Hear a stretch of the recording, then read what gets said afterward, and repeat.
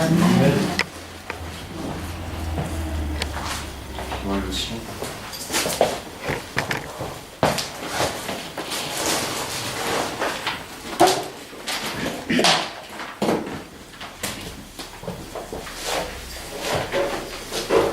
Bien-aimés, nous rendons grâce à Dieu et nous lui disons merci. La Bible dit que Dieu fait toutes choses bonnes en son temps. Amen. Amen.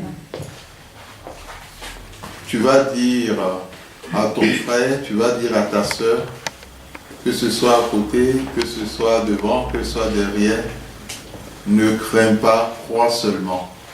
Ne crains pas, crois seulement. C'est pas la timidité, hein? C'est des paroles de puissance, hein? Je sens la timidité dans les paroles. Lorsque Jésus parlait à cette personne disant ne crains pas, crois seulement, bien aimé, c'était une parole puissante. Amen. Et c'est cette parole que le Seigneur vous dit ce soir avant que nous n'entrons dans le vif du sujet. Ne crains pas, crois seulement. Et vous savez qu'il s'agissait de la fille de Jairus. La fille de Jairus. Bien aimé, ce qui n'a plus de vie, il est le seul capable de redonner vie à cela. Amen. Et c'est ce qui fait que nous devons demeurer fermes dans la foi. Là où il n'y a plus de vie, l'Éternel en Christ apporte la vie. Là où il y a la mort, il apporte la résurrection. La Bible dit, parce qu'il a été ressuscité par Dieu, il peut aussi ressusciter ceux qui sont morts. De son vivant, il le faisait. À plus forte raison, s'il est passé par la mort, il a le pouvoir de nous sortir de la mort. L'Éternel est vivant. L'Éternel ne change point. Seul et honnête, ne crains pas, crois seulement. L'Éternel est celui qui prend soin de ses enfants. Il ne faillit jamais. Nous allons lire le texte du Psaume, chapitre 2. Nous allons demander à une personne de nous lire les versets 7 à 12 et le chapitre 3, les versets 1 à 3. Psaume, chapitre 2, verset 7 à la fin et le chapitre 3, verset 1 à 3. Lisons la parole de Dieu. Je publierai le décret. L'Éternel m'a dit, tu es mon fils, je t'ai engendré aujourd'hui. Demande-moi et je te donnerai les nations pour héritage, les extrémités de la terre pour possession. Tu les briseras avec une verge de fer, tu les briseras comme le vase d'un potier. Et maintenant, roi, conduisez-vous avec sagesse. Juge de la terre, recevez instruction. Servez l'Éternel avec crainte et réjouissez-vous avec tremblement. Baisez le Fils de peur qu'il ne s'irrite et que vous ne périssiez dans votre voie, car sa colère est prompte à s'enflammer. Heureux tous ceux qui se confient en lui. Le chapitre 3, à l'occasion de sa fuite, psaume de David, à l'occasion de sa fuite devant Absalom, son fils. Ô Éternel, que mes ennemis sont nombreux, quelle multitude se lève contre moi. Combien qui disent à mon sujet, plus de salut pour lui auprès de Dieu. Amen. Amen. Bien-aimés dans le Seigneur, nous revenons sur le verset 7 du chapitre 2 où l'Éternel nous rassure, où l'Éternel nous rappelle qu'un décret a été mis en place pour toi, mon frère, pour toi, ma soeur. Il y a eu un jour où l'Éternel t'a dit, tu es mon fils, tu es ma fille. Et ce jour reste le moment où tu es devenu enfant de Dieu. Tu es devenu héritier de Dieu. Bien-aimé, il s'agit des choses extraordinaires que la chair ne peut pas accomplir, mais que seul l'Esprit de Dieu peut accomplir. Il est temps, mon frère, il est temps, ma soeur, que tu mettes de côté tes doutes et tes inquiétudes pour entrer véritablement dans le plan et le projet de Dieu pour ta vie. Amen. Bien-aimés dans le Seigneur, ceux qui sont les maîtres d'ouvrage, la tâche qu'on les confie est pour un certain nombre de temps. Lorsque vous allez sur les grands chantiers, vous verrez, quand on met le nom du maître d'ouvrage, on met aussi un délai. De tel jour à tel jour, donc le chantier sera livré. Ce qui a été demandé sera livré à tel moment. Quelquefois, malgré les intempéries, il arrive que les manœuvres travaillent de nuit. Le but est d'arriver à finir dans les temps.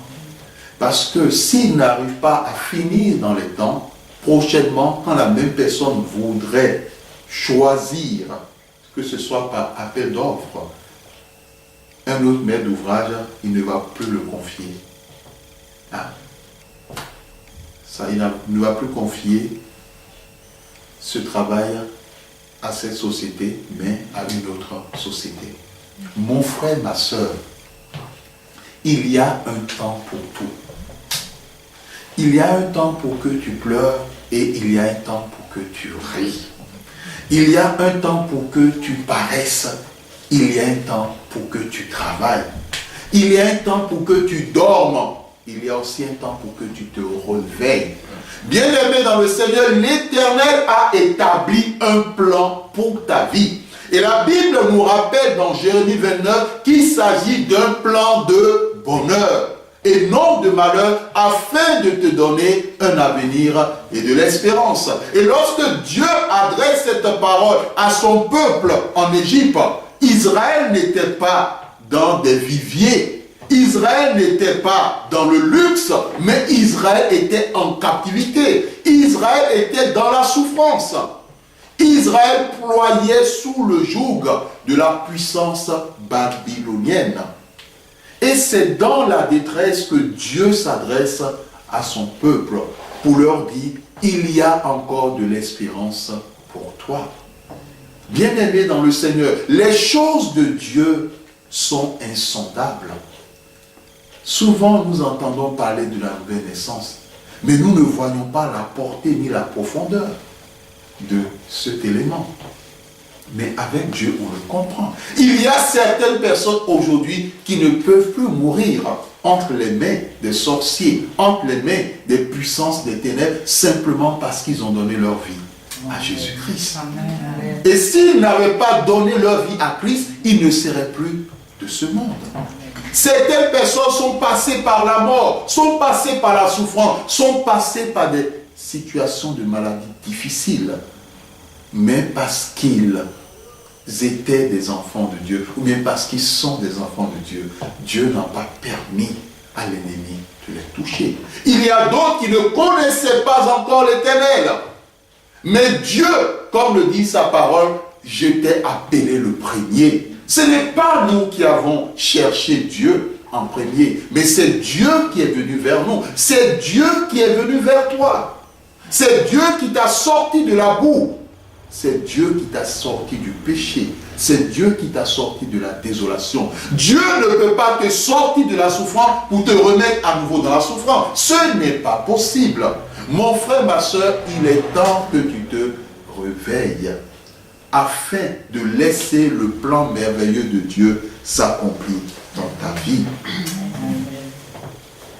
Ce garçon que nous avons reçu pour la prière, à qui un esprit de mort à l'hôpital lui avait dit il faut qu'il se dérange, il mourra.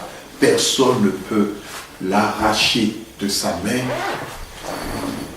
lorsque ce garçon avait perdu la vie et qu'il ne respirait plus, et que sa mère commençait à s'agiter, bien aimé, dans le calme, lorsqu'on a appelé l'esprit de ce garçon et que ce garçon est revenu à la vie, par la suite, Dieu nous a permis de comprendre par les confessions de cet esprit que si ce garçon n'avait pas donné sa vie à Jésus, il aurait déjà perdu la vie. Et cet esprit de dire, comme il a donné sa vie à Jésus, il ne peut plus rien pour ôter sa vie. Bien-aimé, tu n'es pas n'importe qui, tu es fils de Dieu. Tu es fille de Dieu. Et c'est une grâce. Dieu proclame, il y a eu un décret. Et le jour où tu es devenu fils et fille, Dieu a ouvert son livre de vie uniquement pour toi. Et il a écrit ton nom. Il a écrit ton nom. Dieu dit, il te connaît par ton nom. Il a écrit ton nom. Aujourd'hui, à telle date est né mon enfant. Tel nom. Et ton nom est là. Tu connais ton nom physique, mais est-ce que tu connais ton nom spirituel? Parce que de la même façon que tu as un nom physique, tu as aussi un nom spirituel que seul Dieu connaît. Si tu aimerais qu'il t'en parle, c'est à lui de savoir s'il veut le faire ou pas. Mais tu as un nom spirituel. Et derrière ce nom, il y a toute la plénitude de la puissance de Dieu. Et c'est ce nom qui te fait vivre. C'est ce nom qui rend possible toutes les promesses que Dieu a dites sur ta vie. Ces promesses doivent se réaliser. Bien-aimé, lorsqu'un chef d'État, une personne X, entre en fonction, par sa nouvelle fonction, il bénéficie de tous les privilèges attachés à sa fonction, attachés au nom désormais qu'il porte. Bien aimé, celui qu'on appelle ministre n'a pas tous les privilèges que celui qu'on appelle le président de la République. Ce n'est pas la même chose. C'en est ainsi lorsque tu entres dans la famille de Dieu. Dieu t'a engendré. Là, le terme qui est utilisé, c'est l'adoption. L'homme est devenu fils par adoption. Dieu a dit, aujourd'hui tu es mon fils.